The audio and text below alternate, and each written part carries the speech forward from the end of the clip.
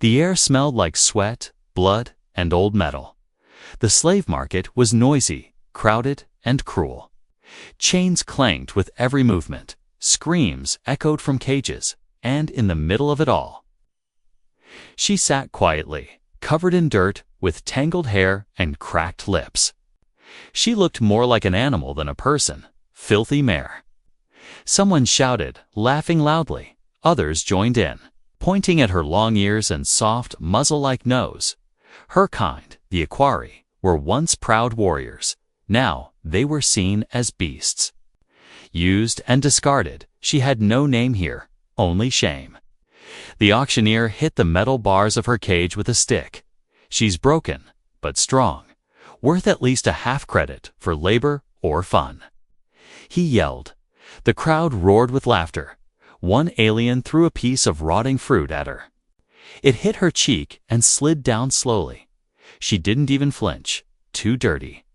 Someone said, too weak. Another mocked, smells like a barn. The auctioneer shrugged, then let her rot, unless someone wants a filthy pet. He turned away, ready to move to the next cage, but then a silence fell. Boots echoed on the metal ground, slow and heavy. A tall figure stepped out from the shadow, a human. His armor was dusty, his face rough, eyes cold. But he didn't look at the other slaves. He stopped in front of her. She raised her head slightly, expecting another insult. Instead, he said 4 words, calm and clear. I'll take this one. Laughter exploded from the crowd. Her? Are you blind? A human wants that. Maybe he likes the smell of horses. The auctioneer chuckled nervously. She's really not worth much. Sir, you sure? The human didn't reply. He dropped 1 full credit chip on the table, more than her listed price. The metal coin hit the surface with a loud clink. The auctioneer blinked, paid in full. All right. The cage door creaked open. Chains rattled as he bent down and unlocked her collar. She stared at him, too shocked to move. Come on, he said gently. Not pulling her, not yelling, she stood slowly, legs shaking. Everyone was watching. The crowd jeered, but the human didn't care. As she walked beside him through the crowd, her body ached with every step. But her mind couldn't stop repeating one question. Why, outside the market gates? The sun was setting, the sky turned orange. The wind cool, she had not seen the sky without a cage roof in many seasons. The human stopped and handed her a metal flask. Drink, he said. She hesitated, then sipped. Water real, clean water. Her eyes welled with tears, but she quickly looked down. He didn't mock her, didn't call her weak. He just kept walking. Name? He asked after a while. She froze, then whispered, Raya. It had been so long since she had said her name aloud. He nodded once. I'm Marcus. They walked in silence as night fell. She limped, exhausted, but he didn't rush her, he didn't chain her again, didn't hit her. Every moment felt strange, wrong in the right way. Kindness was more terrifying than cruelty. It meant hope. And hope hurt more than pain by the time they reached the edge of the slums. She was nearly asleep on her feet. Marcus led her to an old speeder truck, opened the door, and helped her inside. He gave her a blanket and sat in the driver's seat without a word. She curled up, trembling, not from cold, but confusion. As the engine started and they rolled away from the market, she looked at the man again. His face was hard, but not cruel. His eyes didn't shine with hunger, only silence. She didn't understand him, didn't trust him. Not yet, but she also didn't fear him. For the first time in years, no one called her a beast. No one tied her down. No one laughed when she breathed, and deep inside, beneath the layers of scars, something tiny flickered like a forgotten flame. She didn't know what would come next. But tonight, for this one strange night, she wasn't filthy mare. She was Raya again. And someone had chosen her not to use, not to hurt, but to take home, and maybe to save. The night wind brushed against her skin as the speeder truck hummed over the rough road. And Raya stared out the window, her eyes fixed on the dark horizon. But her mind still trapped in the cage she'd left behind. She didn't speak, and neither did Marcus, the human who had bought her. Not with greed in his eyes, but with something she still couldn't understand. He hadn't touched her once, hadn't looked at her the way others did. And when she coughed, he handed her a cloth silently. She didn't know what kindness felt like anymore, so she waited for the moment he'd change. Reveal the monster. She expected all men to be, but it didn't come, not during the long ride. Not when they stopped at an abandoned outpost to rest. He gave her a blanket, some dried food, and even set up a small heater near her corner. Then he lay on the other side of the room, far away, his rifle across his lap, eyes half closed. Not once did he glance her way, even though she kept staring at him in confusion. She didn't sleep, she couldn't. Every creak made her flinch. Every breath reminded her she was still owned, still not free. But as the heater buzzed softly and the wind howled outside, something odd happened. She wasn't cold, her body relaxed, and her eyelids grew heavy. In the early morning, she woke up startled, afraid she had missed something, maybe an order, maybe a punishment. But instead, Marcus was just boiling water near a fire pit. His armor half off, revealing the scars on his arms and back, long, brutal marks. She stared, not speaking, and then slowly walked over. He handed her a metal cup with warm liquid, some kind of broth. It smelled odd but safe. She sipped, and her body trembled as warmth spread inside her stomach. No one had ever shared food with her. Not like this.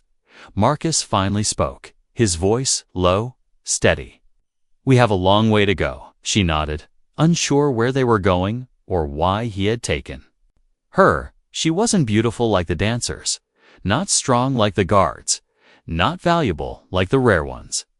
But he didn't ask anything from her, not even her silence. They rode through dried valleys, through forests with twisted roots and abandoned villages where shadows moved behind shattered glass. Once they stopped beside a broken fountain, and she saw her own reflection in the water. She looked like a ghost, her eyes sunken, her face still bruised. He saw her looking and tossed her a small container. Inside was soap, old but scented. She blinked at it, then looked at him, waiting for the command, but all he said was, "Wash if you want, we'll move in an hour," and then he turned away, giving her privacy. She washed with shaky hands, watching the dirt swirl into the fountain pool. As the mud disappeared from her skin, she saw something else in the water. Her old self, maybe, or maybe just someone who could still be human. She wrapped herself in the blanket again, and when she came back to the truck, Marcus looked at her but didn't say anything, just handed her a canteen and started the engine again. The road turned smoother as they passed into green country. Trees taller than buildings stood around them, and for the first time in her life, she saw real birds flying freely, chirping, singing without chains. She whispered, "What is this place?" Marcus replied without turning, "This is the border of the Terran zone. It's safe here, mostly." She looked at him then, truly looked, and asked the question that had haunted her since the cage door opened. "Why did you choose me?" He didn't answer right away, then finally said, "Because I've seen what they do to your kind, and I was tired of walking past it." Tears filled her eyes before she could stop them. She turned away, ashamed, but he didn't speak of it. Didn't ask more. He let her cry in peace that night. They reached a ridge overlooking a small village, surrounded by trees and farmland. A few homes with lights still on, smoke rising from chimneys, dogs barking in the distance. Marcus parked the vehicle near a small cabin and opened the door for her. "We're here." She stepped out slowly, her feet touching soft grass for the first time ever. Not cold steel, not sharp rocks, just grass, real, living, warm. Her legs nearly gave out, but she stood, looking around like a newborn seeing light. From the cabin porch, an older human woman stepped out, holding a lantern. She looked at Raya with surprise. Then at Marcus, who nodded once. Her name's Raya, he said quietly. The woman's face softened, and without a word, she opened the door wide. Letting the warm light spill out into the night, Raya hesitated, her heart pounding. Every step forward felt like a rebellion against everything. She'd known, but she moved, one foot after the other, until she stood inside, and the door closed behind her. For the first time in her life, she wasn't in a cage, and she didn't understand it yet. But that moment, that quiet walk into a stranger's home, would change her entire world forever. If only she knew what still waited ahead. She might have turned and run, but destiny had already begun its work. And the human wasn't going to let her fall back into darkness. Not now, not ever, even if it cost him everything. The cabin smelled of old wood, warm bread, and something Raya had never felt before. Peace. She stood frozen near the doorway while Marcus and the older woman spoke in hushed voices at the back. The fire crackled in the stone hearth, its golden light dancing across the floor. A large blanket lay across a worn couch. A steaming bowl of soup rested on a low table, and for a moment, Raya didn't know if this was a trick or a dream. "Come, sit," the woman said gently, her voice like wind through soft grass. Raya hesitated, then moved slowly to the couch. Every step cautious, she didn't sit at first. She knelt beside it like she had always done near her master's. Waiting for the next order, the older woman frowned, then crouched beside her. "You're not a servant here," she said kindly, placing a hand on Raya's shoulder.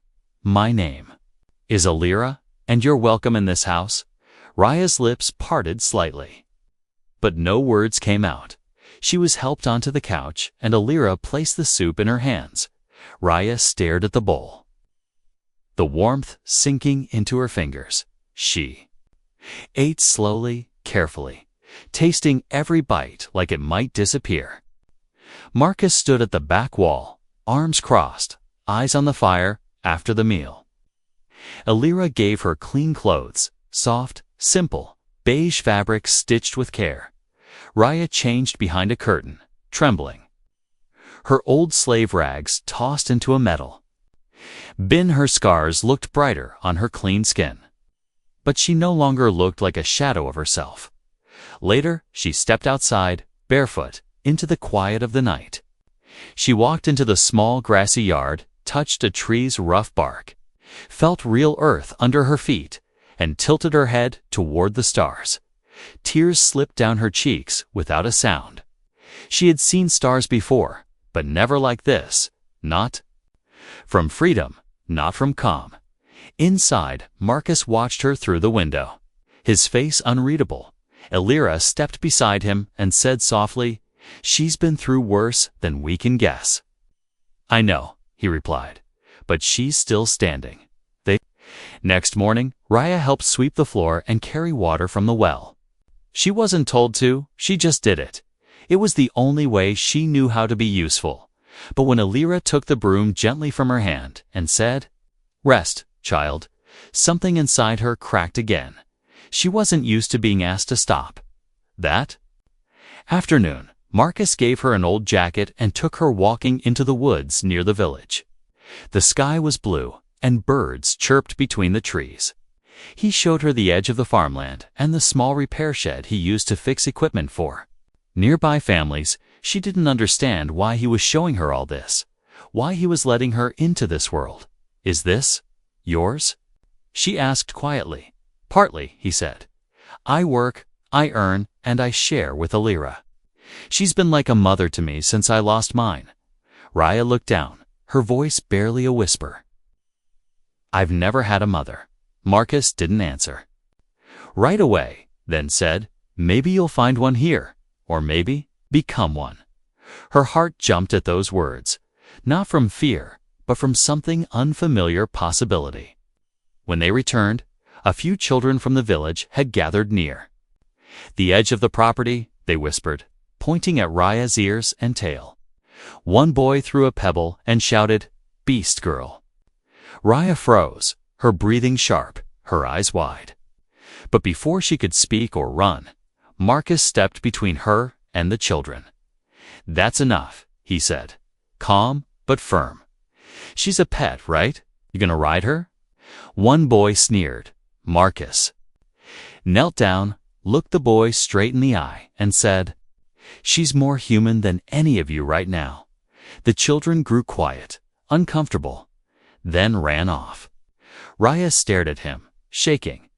"You didn't have to do that," she whispered. "Yes, I did," he replied. "They need to learn." She turned away. But he saw the way her hands trembled, not from fear, but something deeper, shame, that night. She sat alone near the fire, staring into the flames. Marcus placed a small packet beside her. She looked at it and found it was full of seeds. "What are these for?" "For your own garden," he said. "Illyra said you've got careful hands." She clutched the packet like it was made of gold. "Why do you keep giving me things?" she asked quietly, her voice cracking. Marcus sat beside her, his tone calm. "Because someone should have done it a long time ago." She didn't speak after that. But the silence was not empty. It was filled with a strange warmth. Later that night, when she returned to the bed Illyra had made for her, Raya lay awake. For a long time, staring at the ceiling, her heart full of too many things. Confusion, fear, but also hope. She whispered her own name just to hear it out loud again. And for the first time since she was taken, she allowed herself to believe that maybe she had a future, not just a past, and somewhere in the house. Marcus remained awake too, listening to the quiet, knowing that the real journey hadn't even begun yet. He had taken her out of the market, yes, but healing her, showing her she was never a beast that would take more than rescue. It would take trust, time, and something more powerful than either of them expected, something that, maybe, neither of them had dared to believe in until now. Raya tried to stay out of sight. She cleaned dishes, folded laundry, and worked in the garden with quiet hands. But whenever she stepped outside alone, she could feel eyes watching her. Whispers followed her through the village paths. They called her things she thought she'd left behind. Mare, animal girl, pet wife. One afternoon, as she was returning from the well, she saw two village children drawing in the dirt. One of them sketched a crude version of her face with horse ears and laughed when Raya stepped closer. They ran off, shouting, "Don't kick us, filthy beast." She stood there, frozen, the wooden bucket slipping from her hand, water splashing across the dusty path. She looked down at the drawing, and for a moment, it felt like she was back in the cage. Later that day, she found a smear of red across the wooden door of the cabin. A warning sign, the same kind raiders used to mark something unwanted. Dangerous, cursed. Marcus saw it too, and his face darkened. He grabbed a cloth and wiped it clean without a word. But his silence wasn't calm. It was stormy. That night, Illyra baked fresh bread, trying to keep things normal. She smiled and offered slices to Raya, who nodded and thanked her softly, but she didn't eat much. Her hands stayed folded on her lap. Trembling, Marcus stepped outside into the night air and stood on the porch alone. After a while, Raya followed, her steps slow, careful. "They hate me," she whispered, standing beside him but looking away. "Even here, they still see me as a thing." "They don't know you," he said quietly, his arms crossed. "They only know the stories their fathers told them." She looked down, then, "Maybe I should leave before they come with torches." "No one's burning anything while I'm here," he replied, his voice calm but cold. "Let them come. I'll handle it." The next morning, Marcus went to the village hall, where the elder men and women gathered to discuss local matters. He stood in the center and didn't ask for attention. He demanded it with presence alone. "She's not a threat," he said to the room. "She's not a beast. not a servant. And if anyone harms her, they'll answer to me." One of the elders, a sharp-eyed woman named Morel, stood up. "She's a quarry," she said. "That kind once trampled our fields and took our people in chains." Marcus didn't blink. "So did yours," he said. "Humans weren't innocent either, but I was taught to judge a person by what they do, not what their ancestors did." The room grew quiet. A few nodded, others looked away. One man whispered, "You plan to marry her?" Marcus didn't answer right away, then said, "Maybe I already have." Gasps followed, then silence. When he returned to the cabin, Raya sat at the garden edge, holding a small blooming flower in her hand, her face pale, her hand shaking. "You told them," she said, not looking up. "They needed to hear it." He replied, "What if they burn this house?" "Then we rebuild," he said, "together that night." A knock came at the door. Marcus opened it, and 3 men stood outside, angry eyes, clenched fists. One of them threw something on the ground, a sack of animal feed. "Since you're sleeping with livestock, feed her proper." He spat. Marcus didn't flinch. He stepped forward, grabbed the man by his collar, and pushed him back hard into the dirt. The other 2 pulled weapons, small knives, but Alira came out behind. Marcus with a shotgun in her hands. "Old but loaded, drop them," she said, her voice cold, "or I'll bury you in my backyard." The men dropped their blades and ran, their insults trailing behind them like smoke. Inside, Raya stood frozen near the table, her heart pounding, her hands white from gripping the edge. "I caused too much trouble," she said in a whisper. "I don't belong here." Marcus walked up to her, placed a hand on her shoulder, and said, "Yes, you do. But why?" she cried, her voice finally cracking. "Why me?" He looked her in the eyes, steady and calm. "Because I saw someone worth fighting for." She stared at him, stunned, her breath caught in her chest. Her whole life had been chains, cages. Commands, not this, never this. Slowly, she collapsed into his arms, not in weakness, but because she didn't know how to stand under the weight of something she had never felt. Safety. That night, she didn't sleep alone, but not in the way of ownership or claim. Marcus lay beside her, not touching, not demanding, just there. And for the first time, she felt something more powerful than fear, something that scared her even more. She felt loved, and love, to someone like Raya, was more dangerous than any chain ever forged. Smoke rose from the village, dark and fast. It wasn't from cooking fires. It was thicker, dirtier, the kind that followed violence. Marcus grabbed his gear and ran, his rifle slung across his back. And Raya chased behind him, barefoot, but without hesitation. As they neared the first house, they saw it, a group of raiders. Rough aliens in patched armor, looting homes, setting fire to carts, pushing villagers to the ground. People screamed, children cried, and some men tried to fight back, but the raiders were stronger, faster, more brutal. Marcus didn't wait for orders.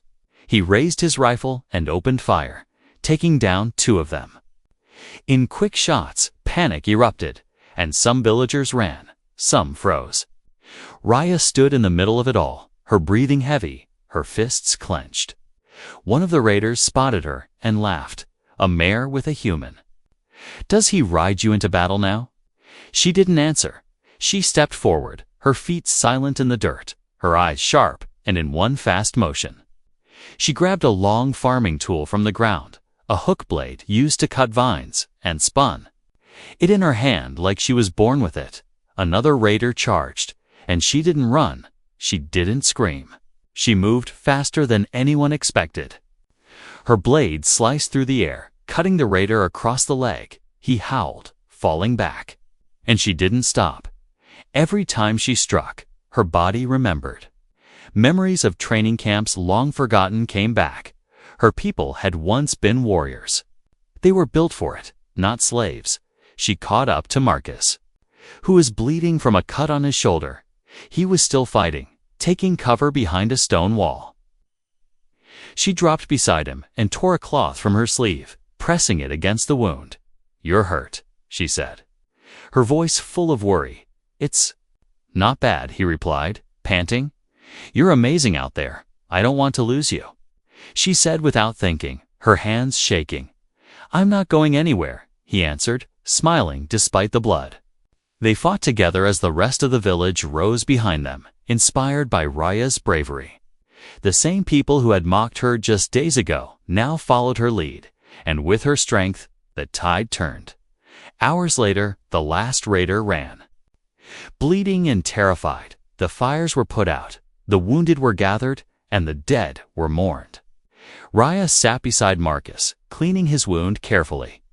"You're not just strong," he whispered. "You saved lives today." She looked down, unsure of what to say. Her hands stained with blood, her arms aching. The village elder approached slowly Morel, the one who had spoken against her before. Her eyes were full of shame now. She knelt before Rhea and said softly, "You fought for people who hated you." "I didn't fight for them," Rhea replied without anger. "I fought for him." And she looked at Marcus, who held her gaze with silent pride that evening. The village held a small gathering to honor those who had protected them. For the first time, Raya wasn't standing in the shadows. She was at the center, wrapped in a clean robe, her bruises still fresh, but her posture tall. Alira brushed Raya's hair with gentle hands, tying it back with a soft ribbon. "They see you now," the old woman said. "And some of them are ashamed, as they should be." "I don't want them to fear me," Raya whispered. "I just want to live without hiding. You've earned." "More than that," Alira replied. "You've earned respect." Later that night, Raya sat alone on the porch. Her legs curled beneath her, the stars above glittering across the sky. Marcus stepped outside and joined her in silence. They didn't speak for a while, the peace between them louder than words. Then he said, "There's a festival tomorrow. Not much, just music and food. But I'd like you to come with me." "As what?" she asked. "Your rescued pet, your servant." "As my partner," he said, his voice steady, "and maybe more." She looked at him, her heart racing, her scars aching with the weight of the past, but still, her voice came out strong. "What does that even mean? You want to claim me like the others did?" "No," he said, reaching out slowly, his fingers brushing hers. "I want to walk beside you." Her fingers closed around his, and for the first time, she didn't pull away. "Then I'll go," she said quietly, "but I won't wear chains. You'll wear white." He smiled. "If you want," she nodded, her heart trembling, not from fear, but from something far more dangerous, hope. She had saved the village that once hated her, defended the man who believed in her, and stood tall, not as a slave, not as a beast, but as a woman who had found her voice. And she wasn't done yet. The next day would not just be a celebration for the village. It would be the day she took her first step into a new life, a life she had once believed impossible, a life beside him, not in the shadows, but in the light. The sun rose slowly over the trees, golden light pouring across the village rooftops. Raya stood barefoot in the garden, her fingers touching the white dress Alira had left folded for her at dawn. She had never worn anything so soft, so pure. It wasn't the color that frightened her. It was what it meant. White was not for slaves, not for tools or pets. It was for brides, for people inside the cabin. Marcus waited, sitting at the edge of the bed with his boots half-laced. He didn't know if she would say yes. Didn't know if she would walk beside him today or disappear into the forest to run from the weight of being seen. Truly seen. But when the door opened and Raya stepped in, the morning light behind her and the white dress around her body, like it belonged there all along. His breath caught in his chest. She walked slowly, each step unsure but brave. Her ears twitched slightly, nervous, her hands held together in front of her. "You look." Marcus started, then stopped. "You look real." She tilted her head, curious, not like a beast anymore. "You never were," he said, standing up. "I just wish you could have seen that sooner." "I couldn't," she whispered. "Not until you showed me." They left the cabin together, hand in hand. And the villagers waited near the old stone square. Someone had decorated it with simple flowers. A few ribbons, the kind usually saved for harvest festivals, but today they meant something else. Respect, apology, maybe even acceptance. Elira stood at the front holding a small book of old vows. Her voice clear, her smile soft. When Raya and Marcus stood before her, there were no drums, no music, no grand banners. But there was silence, and that silence held more weight than any speech. Elira spoke, but Raya didn't hear all the words. Her heart was too loud. She only heard the parts that mattered. "Do you choose to walk with him, not as property, but as equal?" "Yes," Raya said without shaking. "And do you, Marcus, take her not as rescue or reward, but as your partner?" "I do," he replied, his voice steady. A few villagers clapped, awkwardly at first, then stronger. Louder, even Morel, the once bitter elder, bowed her head in quiet respect. Raya turned toward Marcus, her eyes shining with tears she didn't try to hide. "Am I truly yours now?" she asked, her voice trembling. "Only if you want to be," he said. And then she leaned in and kissed him, soft, unsure, but full of every silent word she couldn't say. Afterward, they returned to the cabin as husband and wife, not by law or contract, but by choice. The evening was quiet, no grand feast. But Elira baked sweet bread, and neighbors dropped off gifts, dried fruits, tools, cloth, even a hand-carved wooden box for planting herbs. As the stars rose, Raya stepped outside, her dress trailing softly behind her, and looked up into the sky. For a long time, she didn't move, just breathed. Marcus joined her, wrapping a blanket over her shoulders. "You did it," he whispered. "No," she said softly. "We did." She looked down at the quiet houses where once she was hated. Now people left gifts on the doorstep. Where children once mocked her, now they stared with wide eyes. Afraid and curious, not cruel. "Do you think they'll ever forget what I was?" she asked. "No," Marcus answered honestly, "but maybe they'll remember what you became." She smiled, and for the first time it reached her eyes. The scars on her arms didn't vanish. The past didn't vanish, but it didn't own her anymore. Later, in the warmth of their bed, she rested her head on his chest. Listening to the beat of his heart, he traced the edge of her ear with his fingers, gently, not like touching property, but like memorizing someone he cherished. She whispered, "I'm scared of what?" "That this will end." He pulled her closer, kissed the top of her head, and said, "Even if the stars fall, I'll still choose you." Sleep came to her that night, not as an escape, but as peace, the kind that wraps around your soul and tells you it's okay now, you're safe, you're loved, you're home. And somewhere deep in the forest, where none could hear, the wild spirits of her Aquari ancestors stirred, watching the girl once called Filthy Mare, now resting as a bride. A protector, a survivor, they did not weep for her past. They stood proud for her future, because she had taken back her name, her strength, and her right to be loved. And no one would ever take that from her again. The years passed, quiet but full. The village grew stronger, more peaceful. The scars of old raids faded, and the ones between species began to heal, but no one forgot how it had started. With a single girl, covered in dirt, mocked as filthy Mare, now walking freely among them, head high, hand in hand with the man who had chosen her when no one else would. Raya was no longer a secret, no longer a whisper in the dark. She was spoken of with pride, even love. The children who once threw rocks now brought her wildflowers from the fields. One girl asked her if the stories were true. "Did you really fight with a hook blade and save Mr. Marcus?" She smiled gently and nodded. "But I didn't save him because I was brave. I saved him because he saw me when no one else did." Word spread to other villages, and soon refugees started arriving, broken Equari girls, some alone, some with babies in their arms, frightened and silent. Raya welcomed them all. She helped build shelters, taught them how to plant food, how to speak without fear, how to stand tall again. She never called herself a leader, but they did. They called her mother Raya.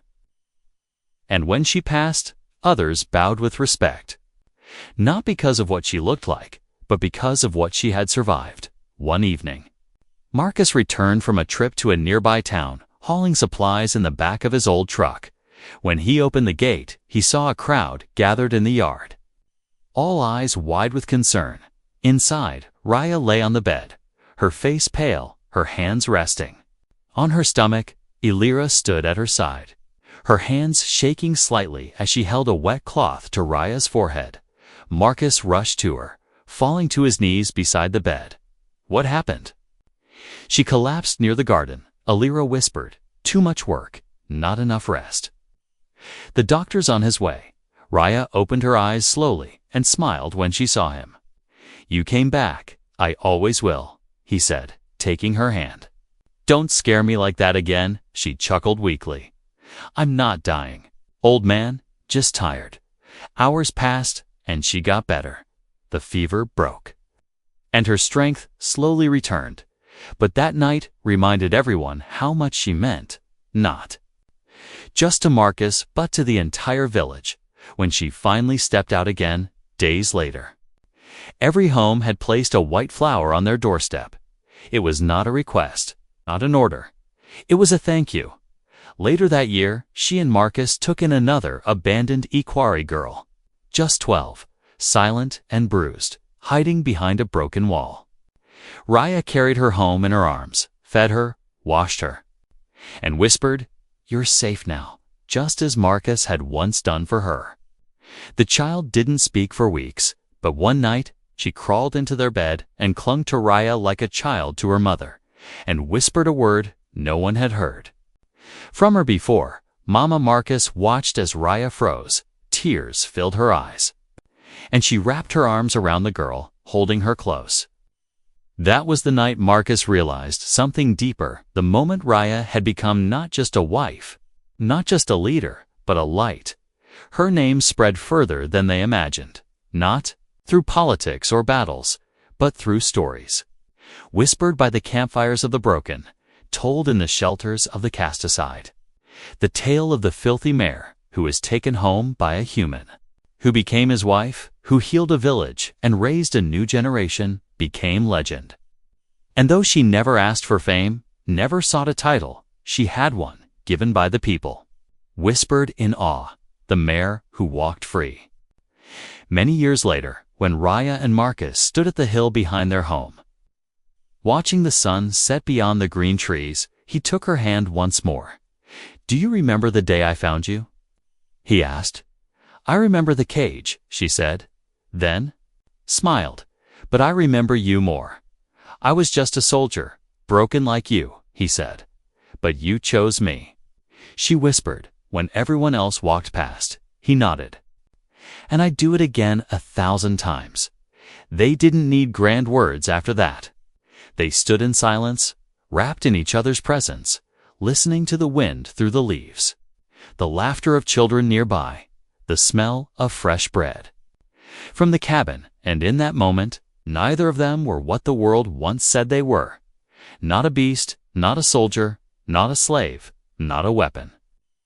They were simply Raya and Marcus, and they had won the one thing no one believed they could: have a life of their own.